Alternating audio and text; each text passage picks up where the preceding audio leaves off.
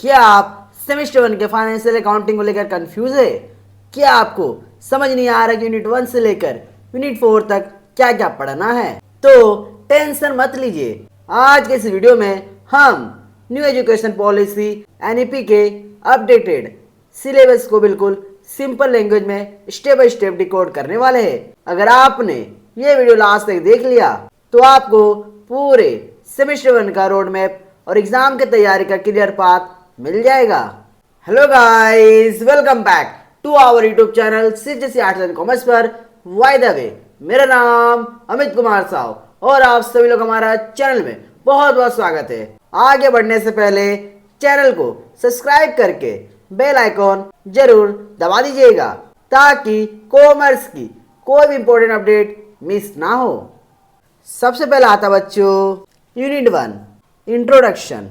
इसमें है बच्चों introduction to accounting, accounting principles, concepts and conventions, introduction to accounting standards and Indian accounting standards AS and IND-AS, accounting cycle, journal, ledger, trial balance, basic concepts on property, plant and equipment and intangibles, payables, receivables and other current and non-current assets and liabilities, financial statements, IND, AS 1, capital and revenue, recognition, IND, AS 18, accounting for inventory, IND, AS 2, respective as may also be discussed as per threshold limits for different companies.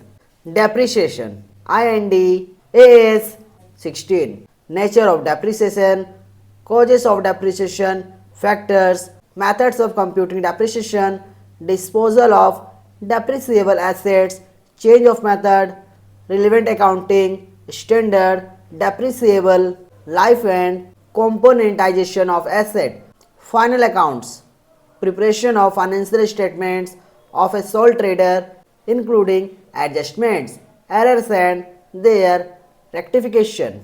अब आता है बच्चों unit 2।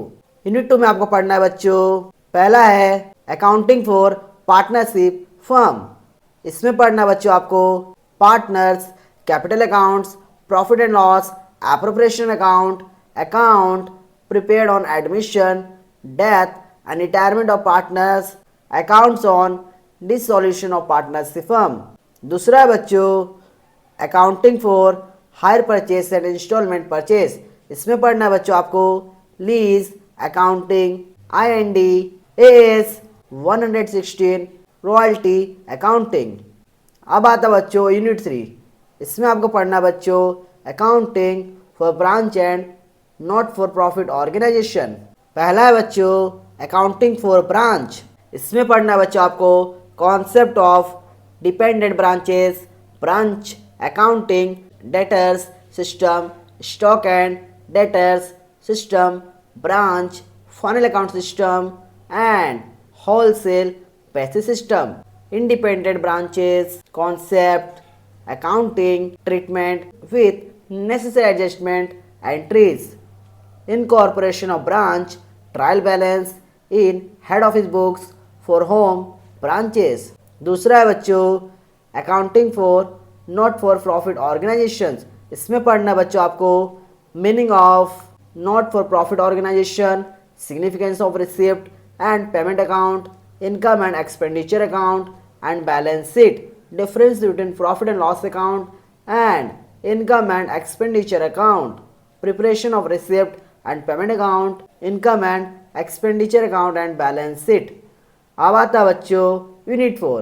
Unit 4 में आपको पढ़ना बच्चों computerised accounting systems. इसमें पढ़ना बच्चों आपको computerized accounting systems, computerized accounts by using any popular accounting software, creating a company, configure and features settings, creating accounting ledgers and groups, creating stock items and groups, vouchers entry, generating reports, cash book, ledger, accounts, trial balance, profit and loss account, balance sheet and cash flow statement, selecting and setting a company, backup and restore data of a company.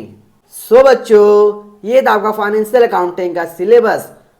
So बच्चों आज के लिए इतनी। अगर ये video आपको थोड़ा सा भी अच्छा लगा तो वीडियो लाइक करना, चैनल को सब्सक्राइब करना और अपने दोस्तों को शेयर करना। ठीक है बच्चों, जय हिंद, जय भारत।